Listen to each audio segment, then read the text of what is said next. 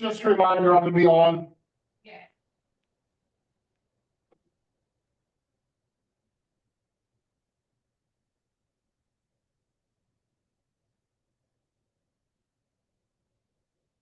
Hey, what's up, Brian?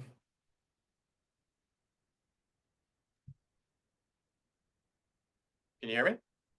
Now, Okay, cool. Nice.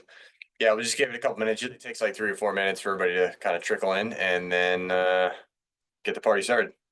no worries. And the funny thing is, we never even like went over what we're gonna talk about or whatever. But I think with me, you can just we can, Yeah, I don't think we've ever done any prep work, have we? We just, yeah. I think it'll be fine. We'll just chat and it's really just I mean, you know SJREIA well. Just to kind of let everybody know what's going on at the beach and what a solid realtor does. So pretty easy. How's your daughter, by the way? everyone's good. I'm a little under the weather. My wife went down to Disney a couple weekends ago to Oh run a yeah, race. Brought back a cold. We nice. went down to Florida this past weekend, and it's a cold. It's been like a couple days, Yeah, no big deal. your wife's a runner. Is that her? Yeah. We started, I don't know, maybe 6 or 7 years ago, and Okay. got into it and just loves it. On the other hand, I used to have speed, and I Yeah. played baseball, basketball, hockey, whatever it was, and I could never run like distance. Always fast, but just couldn't do the distance. Never got into it, but I a did. lot of respect. I ran maybe for probably about 10 years. I wasn't a runner either. And then one day I was just like, how do these people do it? You look at some people and you're like, how do you run a marathon? I was like, I'm just gonna start running and see what happens. And then one thing led to another. And I ran the Philly marathon, ran the half marathon a few times. And then I just haven't really run since, but it always like you always get the bug to just go again. Does she run every day? She train every day? But she's intermittent. If she's training for a race, she'll run. Yeah. Her normal rest, and there's a whole coaching and all that kind of different stuff. But Yeah. she's intermittent with other kind of workouts and stuff. And Okay. I don't know. Do you know Dan McCann, the attorney? Why should I know that name? There's some reason I He should. is. He's the counsel for Surety Title. Okay. I think He's I'm gonna run. okay. He's run a marathon on every continent now, which is kind of No cool. way. Oh Yeah. wow, that's wild. Holy So cow. he actually raised money for the Special Olympics. He and a couple friends out of college, they were all lifeguards, rowed a boat from Florida to Sea Isle. What? In the ocean? They just rode a boat. Yes, yes. How do you do that without I don't know. I guess you just keep the coast on your left. Whoa. So That's why. How long did that take? I forgot. You have to look up the story. Like lifeguards row from Florida to Sea Isle. Like weeks or days or I don't even know Oh, what. it's got to be weeks or months Oh because my gosh. yeah. Oh man, you oh wow. Okay. He's in your neck of the woods, right? Yeah, see, he's Yeah, the yeah. family's from like the Seattle area, but Okay. he's in the Philly suburbs, Jersey suburbs. I think I have bumped into him once. Does he have other families in the business too? Other family members in the business? Mike's like a second cousin. Yeah. McCann, Is there a you know, Chris?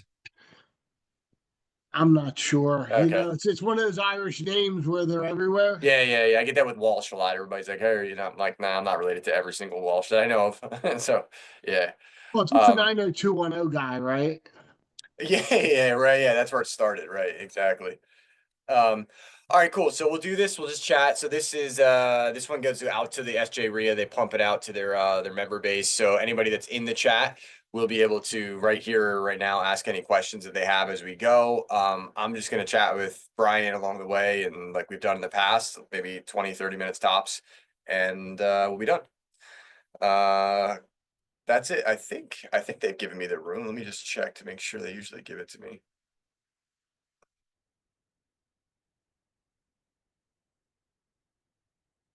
Yeah, I think we're good to go. Okay, cool.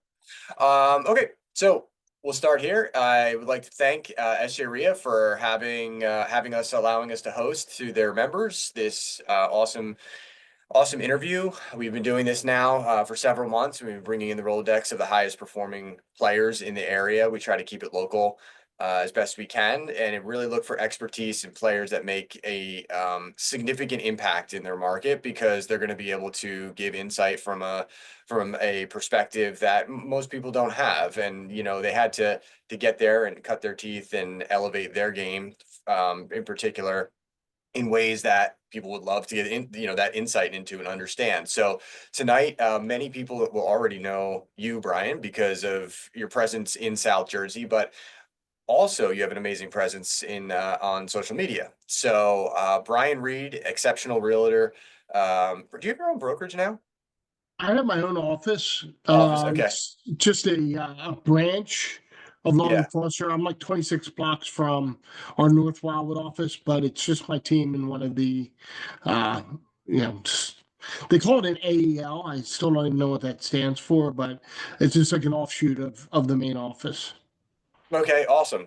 So I mean, broker, doesn't matter if you're a broker or not. It really just matters how many units you're putting up, period, right? I don't care if you're a broker or an agent, it doesn't matter. But Brian, I always like to look at your posts and like your posts when you post, where you guys are, how you're performing, and you're always like top 5, top 10, top 1 in what you do. And you maintain this level of success and whether the market was good or when the market wasn't good, which is super interesting. So yeah, I just wanted to kind of have the people that are going to watch this get a little background into you, Brian, because you also come from a really, you weren't handed anything by any stretch in this game. And you've brought yourself to a level of success. So can you give like some background of the 0 to 7 figures, title here to see what's the Yeah. story? So for me, I've been in selling real estate for about 20 years. And, I'll say it this way. July 2015 was incredibly difficult. I was drinking myself to death. Literally, I was probably downing about 2/3 of a handle of vodka every single day. And at that point, like I was just I think I was doing about 8 to 10 deals in real estate, and at that point they were like $200,000. Condos. I primarily sell in South Jersey at the shore, Wildwood, and for the most part, I'll make a really long story short. I had a seizure detoxing on my own and went in the hospital and I drank straight out of the hospital. And about a week later, I walked into a meeting and never drank again. And from that moment on, I started driving Uber. I was selling real estate. I started following a guy named Gary V. I'm not sure how many people know him, and that's where I learned my social media presence from. And at that point, I was just trying to do everything to make it up to my family. I was about ready to lose my daughter, my wife, my job, all my friends, family, everything. And I turned it around for about a year. I was driving Uber on the side. I think my last year in real estate, drinking, I think I made about $35,000. The next year in real estate, first full year sober, I made 63, 12,000 in Uber. And then November 1st, 2016, I made a decision. Second big decision in my life besides drinking, and that was to post every single day on Facebook in regards to the Wildwoods or real estate. And I wasn't sure why I was doing it, how I was going to do it, what content I was going to put on there. But I had not missed a day posting on social media in regards to either of those two topics since November 1st, 2016, every single day. And from that point on, give you an idea of where the landscape of Facebook was and social media was. I was laughed at. I was talked behind my back, all of that kind of stuff. Like, who's this guy? What does he think he's doing? Why is he doing real estate? Because there was not one other person that I saw in my area doing anything like that. And that went on for a while. And I went from 10 to 12 deals to 24 and then to 52 and then to 2019, we did 92 deals. And that year, my daughter had cerebral palsy. We had 17 hours worth of surgery. And I was going back and forth to Nemours Hospital, staying in a Ronald McDonald House, and doing real estate from there. In Jersey, about 2 days a week. That was it. No excuses, head down, blame no one, expect nothing, and just do something. Started building a team because I was just getting way too many leads, and it just snowballed. I think the next year we did 149, and we've been hovering right around 150 deals a year. This year we did 157. I probably did 88 to 90 of them myself. I don't have an assistant. I don't have a transaction coordinator. I have multiple rental properties. I just converted a hotel to condos and sold them out. I hang my fire extinguishers uh, for COs. There's nothing that I hand off except for leads to my team. And yeah, I came from nothing, absolutely zero. My family, you know, blue collar. I thought I was middle class, but I was always lower middle. And I don't say any of this stuff to brag. I just say, you can do it too. To me, have that abundance mentality. Inspiration to me is as abundant as the air we breathe. So, I'm very fortunate that I set a goal at one point a couple of years into my journey, my new journey sober. I wanted to make seven figures in 5 years, and I ended up doing that in like three and a half. And I was able to cross that threshold in a year's time, a couple times now. So, um, to me, with my daughter, I don't have a exit number. I don't know. She's 18 years old. I just want to provide for her for the rest of her life. I could probably, in 9 years, really take a back seat right now if I want to live even more humbly than what we already do. Like I drive a Honda. My house that I'm sitting in right now is probably worth 400 grand. I bought it for two something. I bought multiple other properties. But for me, it's just giving back. I'm fortunate now. I was about ready to lose my family. I'm still married. My daughter, she's still with me. I was about ready to lose my job. I own my own office, essentially. I'm staying at the Ronald McDonald House. I'm now on their board of directors. I donate a room to other families every year. I'm on parent advisory committee from the Moores Children's Hospital. So going from being able, not potentially being able to see your child, to be on a parent advisory committee for one of the best children's hospital in the country, that's what means the most to me. I mean, it has brought me to tears talking about that before. So, man, just pick up your bootstraps and go. Just take one thing and do it well. I think that's I'm ready. Like I'm juiced up. Like you have so much energy anytime that we talk with you, and I think it's amazing to, hear your story. I've heard it before, and every time you tell it, I'm like, gosh damn, like that's a story. Like that's a real story. And I think it's, you're as I listen this time though, I usually pick up something a little bit different from you. And I think your superpower in your life is consistency, good or bad, right? So like the consistency of drinking puts you in a pivotal moment in your life, and then you just immediately turn that into consistency in life of succeeding, right? So, and it wasn't consistency because you were smarter or some sort of special magical talent. Like you have an absolute drive and consistency, and then you just obviously took that high drive and applied it to. I always tell people that's at least my superpower. Like I'm not smarter than anybody. I just will show up. I answer the bell every day, right? Like that's what we do. We just answer the bell, we carve out what works for us, and we go hard. And I It's think perseverance too. perseverance, yeah, you just cut through it all. I think a lot of people get really hung up, and I posted about all this stuff too before. It's like, I think some people, will come up to a speed bump and they treat it like a roadblock. Sure. And, speed bump just really needs to be, looked at, proceed with caution. Roadblock it's there to stop you, to make you think. But, I think people forget that they can restart their day at any time.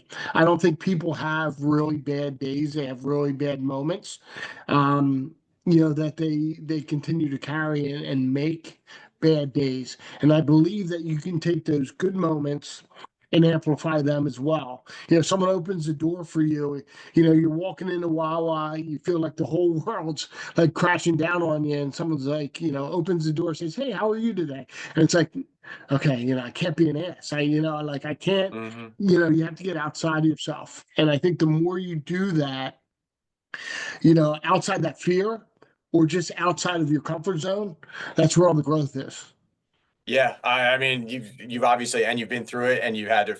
I think that another thing that probably helps you in life, and any of us in life, like when you kind of go through the things you went through, everything becomes a speed bump. Like nothing's really a roadblock anymore, right? You're like, what could you possibly throw at me today between the story you just told me and what could potentially happen tomorrow? And then it kind of just builds that resilience, and like you said, it allows you to persevere. It really adds to that. You're battle tested, right? So, which is awesome. And I think anybody that's listening to this now, there's quite a few people in the chat room. They can ask questions to Brian because you could obviously see the energy he brings. He's in your local market. People that are going to watch this. This isn't somebody that we pulled, from California or from like some foreign market. Like Brian's here in a very dominant player in the Wildwood space and in Avalon too. You said, right? You guys have So my office is in Avalon. I mean, here's the crazy thing that there's very limited inventory in the markets right now.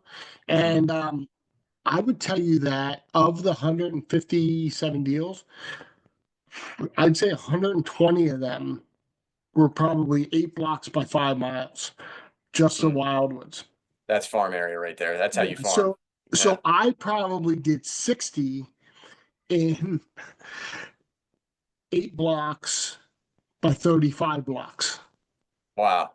So That's such a good example. I've told people, some people always ask me like they're looking everywhere around Philadelphia, and I'm like you could be within like a square mile and make an incredible living. I mean, literally, that's what you're saying right now. You're within a few square miles, and that your entire livelihood took you to seven figures. Like you don't have to go around the world to make a lot of money. It's in your backyard. It's literally I, right there. I see the question. Do I buy properties Yeah. in other areas? So right now, I bought a hotel with a partner. Some of you guys, I'm sure, in this group know Sam DeMeo of Showcase Remodels. He's spoken on a lot of different things. He and I bought a hotel for about 1,035,000 in North Wildwood, a block to the beach. And this was a couple of years ago. We converted it, 8 units, Nice. some 1 and 2 bedrooms. Our out sales were about 3 million. Oh, I think wow. we had about 800 in rehab. So we're about 1,900,000 in, and out sales were around three. So I own that. I owned the property at the Point at Moore's Inlet in North Wildwood. I took the money from the hotel and bought that, and then I just resold that to buy a home in Wildwood Crest that we're going to tear down. We're going to build a single for my daughter that has the elevator, has tracks in the ceiling, all Oh, that kind of wow. stuff. So I also own another property in North Wildwood that we bought in 2020, 387.5, 3 bedroom, 2 bath. I rent that for the full summer, pays for my mortgage. I own a property in Cape May. That was our first delve back into investment property after drinking. It's a 2 bedroom, 2 bath. Picked that up from another wholesaler, JP Kildoff, Anchored Homes back in the day. Hmm. Um, Bought that for 220, put about 80 into it. It's worth about 650 now. I rent that the full season. Bought a place in Fort Myers. Um, and that's our basically our second home at this point. But right now, I just really invest in what I know. If you were to ask me, preferably North Wildwood is where I buy. Um, the Crest, I would buy anything that makes sense in the shore towns that I know. I'd 100% buy in. But for the most part, I like being 15 minutes away from the house in case something goes wrong, in case, whatever's needed. But going back to, how we grow the mentorship, it's just having good people in those areas. Like I have good people in Fort Myers that I can call if there's something going on with my house or there's something that's needed down there. Just like every roadblock or speed bump that you come in contact with, somebody has been through it before. And if you can humble yourself enough to ask, and I would always tell you to ask the highest producing people you know, because they are the ones that are not afraid to tell you exactly what you need to do. Those that are lower on the totem pole tend to, they don't want to give you the advice because they're afraid that you're going to do better than them. The people at the top are free, they're happy to share everything that they know if you have the drive. Just don't waste their time. You know, I sat with people in my office for years, telling them I found the key to sell real estate. I saw the social media thing was growing, and I said I'll sit down with anybody that wants to do it. It took about 3 years till somebody asked me, like, "Hey, Brian, can you show me?" And I said, "I will. I'll give you 2 hours. I just want you to post every single day something on social media for 30 days, and then we'll sit down and talk." She got And about 2 days in.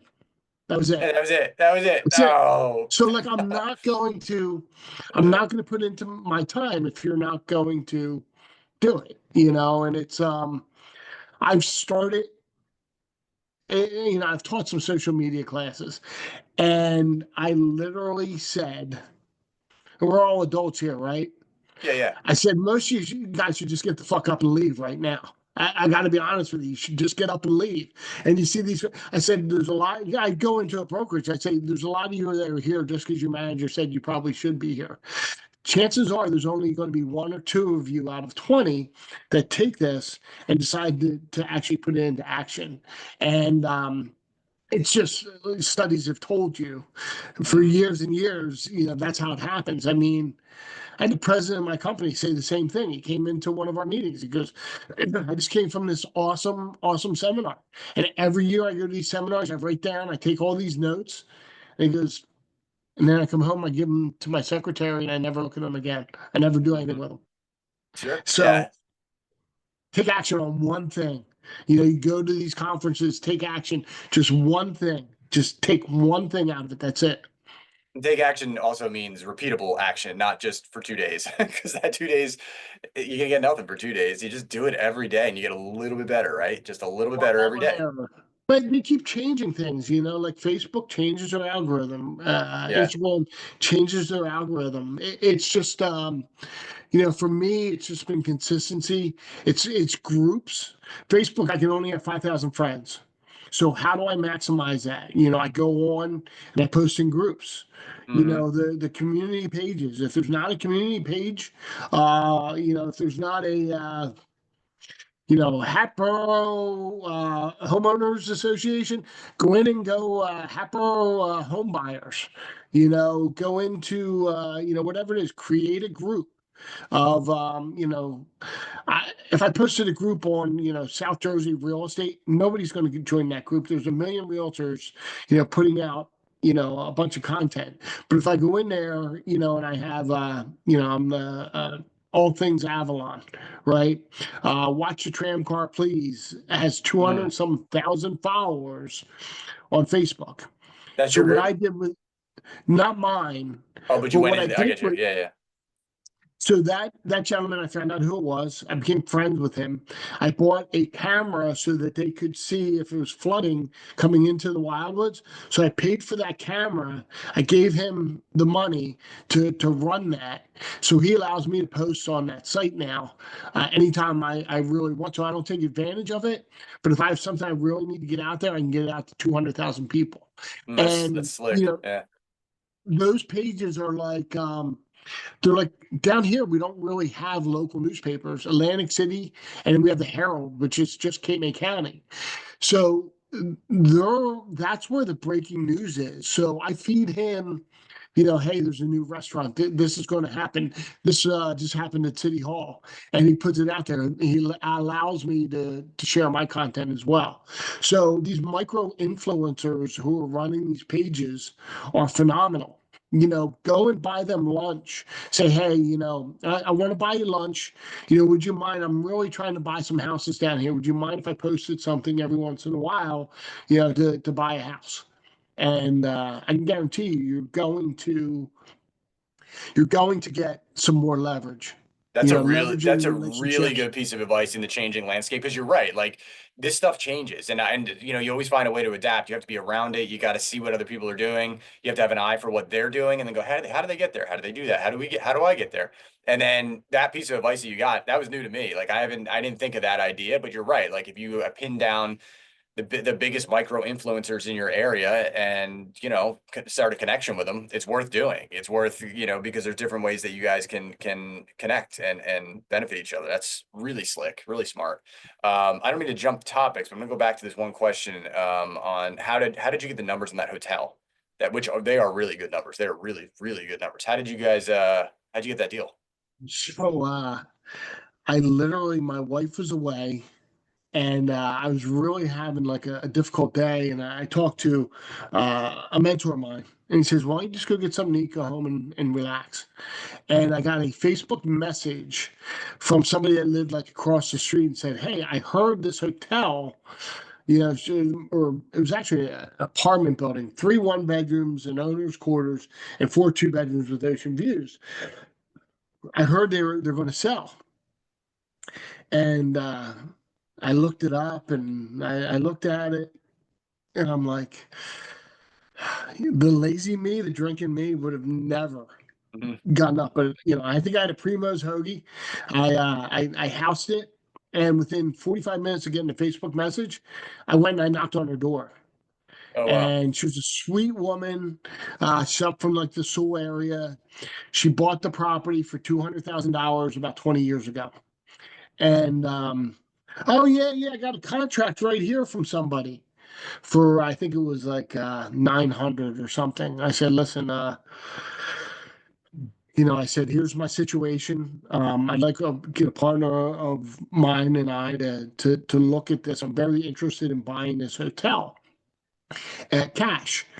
And she goes, well, he's not doing inspections or anything like that. I said, what if I bring my guy down and we take a look at it tomorrow. It's like a Friday. My wife's at the Phillies game with my daughter. And I said, I'm very serious. And I messaged my wife. I said, hey, can you send me over a screenshot of our savings account?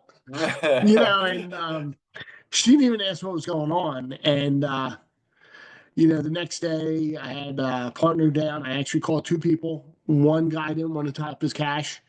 The other guy says, I said, listen, I got to give, somebody a first shot.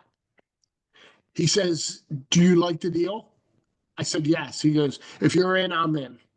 That was it. I said, do Oh, you have a half nice. a million dollars to invest? He says, yeah. I said, all right.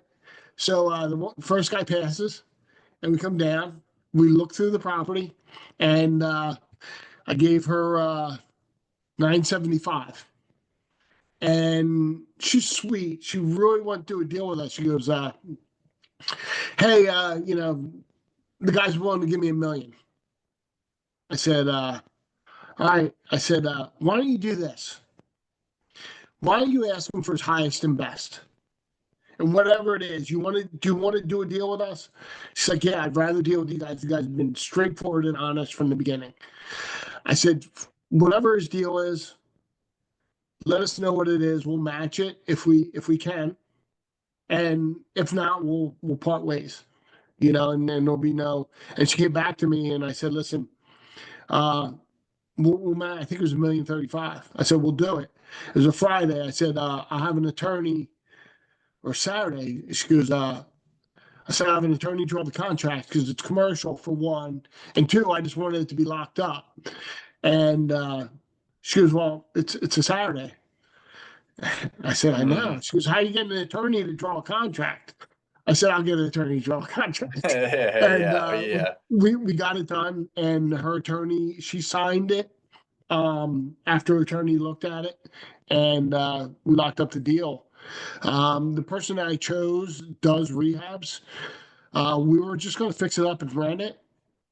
I'm sick, by the way, too. So, like, yeah, No, like I said, you sound good. You sound good. You're good. yeah, yeah. So, we ended up, we slowed it, and we started like peeling back the onion, and we said, look, we're just going to gut it. And once we decided to gut it, we decided to sell them as condos. So it probably would have brought in 160 to 180,000 a year in rentals in the summer. Wow. Um, but we both walked probably netting somewhere around 400 grand after taxes, 500 Yeah, grand. that's a So, great deal. I mean, that's and you do all I think that's something else too. Like you knew you were onto a good deal. Like you can't sleep on those. You can't because there was a guy right behind you ready to take them. So well, ironically enough, with what we're doing now, building a house with the elevators, knowing where I'm at now in my position, I might have just built 2 townhomes there and put in an elevator in one because the location is just superb. yeah. And me and the partner might both just taking the townhome. So, Mm. but and making money's good too. Sure. Yeah, no, So no question. So Brian, awesome as always. I think this is perfect amount of time here, 30 minutes. I don't know if anybody else has any questions. Brian, how do people, so all of SJREIA's members will see this. So how do people go ahead and get in touch with you? sort of hit me Oh, up. wait, It's just hold on, yeah, Brian, hold cool. on. We're Before you good. do that, yeah, I go, got you you. got, That's it. okay. Stephanie, But what question you got there? Okay, I want to make sure I jump on camera. Hey guys, thanks Sure. for having us. Hey, How you thanks. doing? So I'm hey, in Stephanie. where am I? Atlantic County, right? Egg Harbor Okay. Township area. New agent. Like I'm in my second year. So I have a two-part question. The first part is, how do you navigate those growing pains of, when you're not getting a lot of deals, um, and you're just trying to build yourself up and create that momentum. An agent, or are you I'm talking an about agent. as an agent? Okay. As agent. So I was just talking to my wife. Now, I did 80 to 90 deals. Um, this is this is not the advice for you, but I don't do mailers. I don't cold call. I don't sit open houses. I don't put my signs in the ground of my houses because I don't want people calling me randomly. So like everything I'm telling you is like not what I would tell you to do. But so I should be really mad at the agents on my team who can all, let's just say it's a condo or a block, right? So um if you look at some of the top producing agents in your office and just say, hey, look, can I sit your open house? That to me, and I would reverse engineer the open house. I would, when I sat in an open house, basically take a listing package. If you have a presentation that you normally take onto a listing, I would take a presentation of how you would sell their house because most of the people that are coming in to that open house are nosy neighbors. So I would do that for one. Two, I would look at what my office has just sold. And if there's a site called True People Search .com, truepeoplesearch.com. It's a great site. You can literally just look up their addresses and find their phone numbers. So if it's a like cul-de-sac street or whatever it is, I'm just calling those people and saying, hey, just want to let you know our office just sold your neighbor's house at 123 Main Street. I know you're at 121 Main Street. I just want to let you know that we just sold that house for $389,000. Not trying to sell you anything, just want to let you know our office just sold that. I'd probably also mail that street. Hey, we just sold, and just put it from our office. If you have any questions, give me a call. And a lot of times you can partner with an agent on that. Are you a solo person or are you part of a team? I'm on a small team. It's only 3 or 4 of us. Okay, so that team, are they selling properties? Do you have a couple people that are like Yeah, heavy my hitters? team lead is a top producer. Okay, so that team lead, I would ask is like, hey, do you mind if I mail out, against your last solds? I personally, because I don't do it, I'd be like, yeah, go ahead. That's how my goal. And if your team lead isn't like this, my goal is to get you to where I'm at. Eventually, the team may go away, or you may go away because you've gotten to the point where you don't need me anymore. I pay my team. I have a team member that will sell 35 to 40 houses, is doing over 20 million, but I provide her enough value that she stays. And, I pay her well enough, but now I'm also getting her part of her own team. So like, let's just say she's at 80%. I'm bringing on new agents at 60, 65, and she's mentoring them. I'm getting a piece of hers and she's getting a piece of theirs. So like, look for that kind of growth. But to me, I got started when I was a full-time, I worked for a medical book company in King of Prussia, Pennsylvania. I started my business by calling expires. Expires were the greatest thing ever. I had all the information right there. I knew back in the day, you knew what commission they were already agreeing to pay. You know what price they were looking for. You know it didn't sell. You know it was 180 days on the market. So you have to figure out, were the pictures shitty?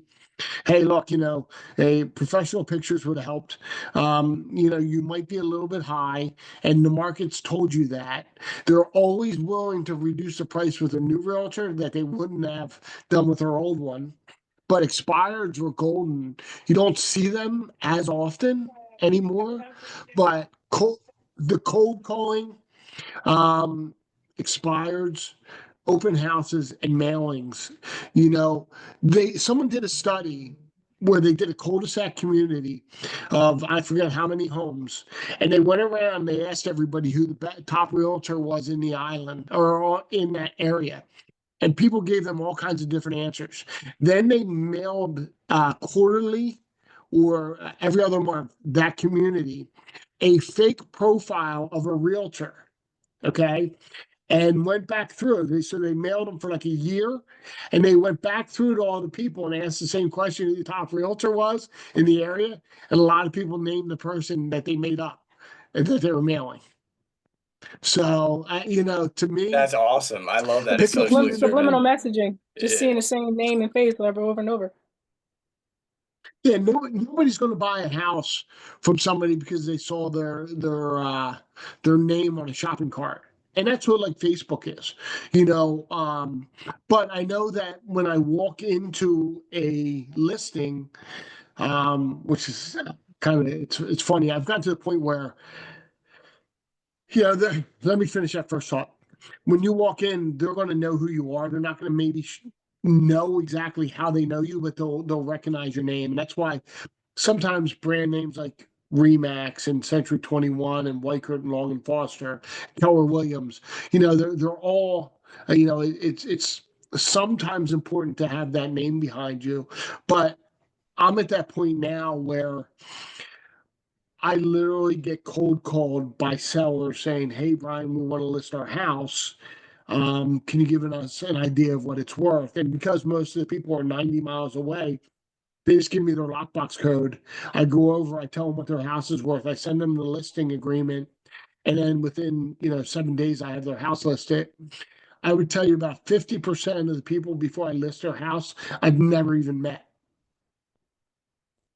I don't do presentations. I ask them how they know me. If they ask me the most I'll do is send a couple comps. I don't do any presentations at this point. But I think it's very important for new agents like yourself to put together some kind of roadmap of what you will do for this person. And get a picture of their house and put it on the front and do that type of thing. But honesty, openness is probably the best way.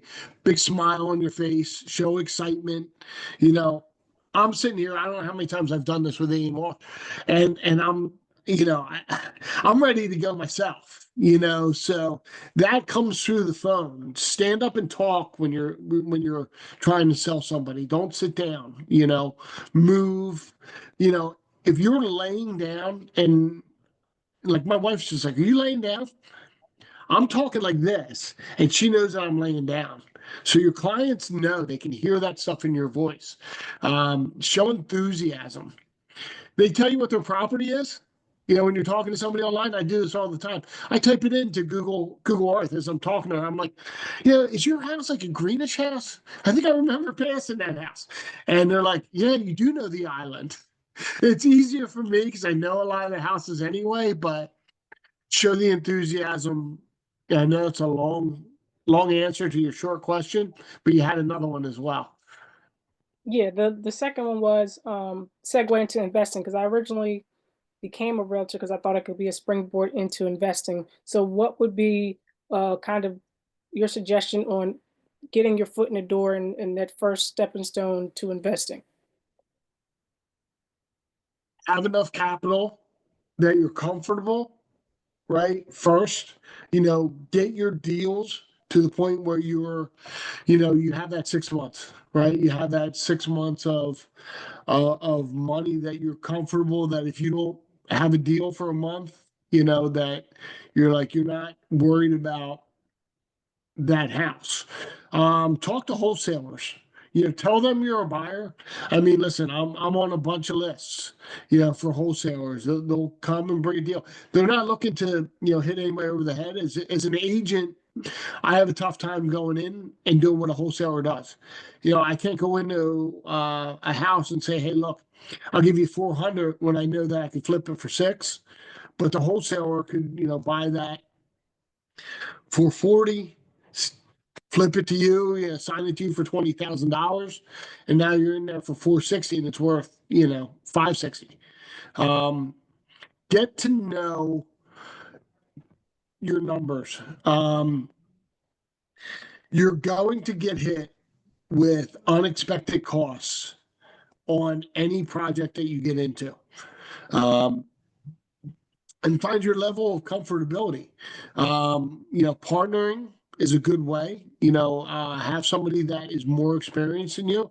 In the hotel, for me, it was something that I knew could do the rehab.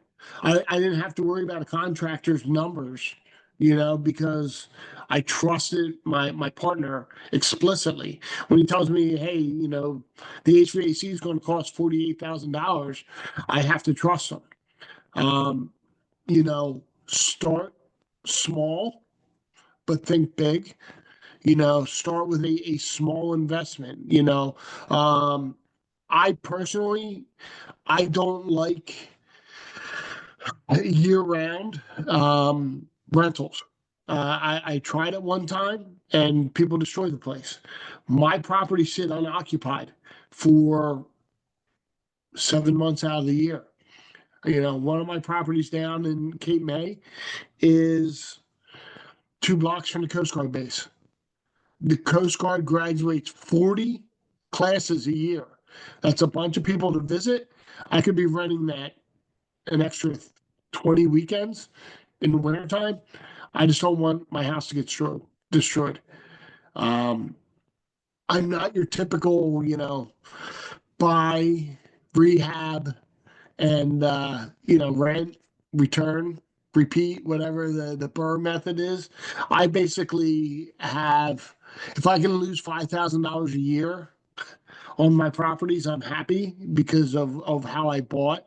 And that means if I pay my mortgage and God forbid I need to do rehab or whatever it is, I have 15-year mortgages. So worst case scenario, any property that I own, I only pay a max of $75,000, $5,000 a year for 15 years. Everything else is paid for and it'll be paid off, and I'll have $600,000-$700,000 home that I've only put $75,000 into. So, overcome the fear. When you have the down money and the property looks right, get yourself a rental in a place that has good rental capabilities. Okay, thank you. I appreciate it. Yeah. There's some outstanding answers. There's a lot to unpack there. There's going to be so many clips from this, Brian, that'll just be, you can throw it on your social, everybody can throw it on their social media. There's so many good tips in there. Does anybody else have any other questions that they wanted to ask before we wrap up? I jumped the gun a little earlier. I didn't mean to. Okay. I'm going to leave it as a no. So Brian, what we were saying was how, there it is. So in the chat right there, Brian, you mind if I just read off the number? Yeah, go ahead. Okay, so Brian's direct line, if somebody wants to reach out to him, whether it's like an agent joining your team or reaching out to Brian for whatever reason, sell your house, 609-848-4041. And that's Brian's very accessible, very responsive. And anybody that watched this obviously gets the, he brings a lot of energy and a lot of focus and a lot of drive. So if you resonate with that energy, you know, I know that if I was in that space, I'd want to be around Brian. Like I'd want to be on his team because it just, you can tell the success that, you know, comes with that. So anybody watching this? Yeah. Go And ahead, one Brian. last thing. Yeah, go ahead, man. And you know, it's funny. This just goes back to. So I come from an abundance mentality. I have a lot of wholesalers that will call me after they bought a deal. If you're a buyer in this market and you have something, if you tell me like, hey, you know, I have this lead, I could potentially buy a property down in my area, call me before you purchase it. You know, if I'm if I already know about it, I'm just going to tell you right up front. Like even my teammates, when we're both, you know, maybe, you know, a new property comes on the market, it's a hot property. I have a buyer, they have a buyer. I basically say, hey, let's talk about everything except for price. So if I have a player or if I have a buyer on that property, I'm just going to tell you flat out, like, hey, before you proceed with anything, I just want to let you know I have an interest in this. So don't be afraid to call me with something. Yeah, specifically in the Wildwoods, I know it like the back of my hand. 20 years. It's really the only spot that I truly sell. But anywhere from Ocean City on down, I have some specific knowledge of those places. And really, I'm just talking about the shore, but I'm happy to share whatever I can. Feel free to text me. I'm a 7 a.m. to 10 p.m. guy, 7 days a week. So yeah, my message says leave me a message. I'll get back to you in a half an hour. And you know, you usually don't hear that message. To be honest with you, I usually pick up. So. Awesome. Brian, you're the man. You're a stud. You've done an awesome job. And honestly, you're just a good person. I enjoy you as a person and you make the world a better place, man. So thank you very much. Thanks, guys.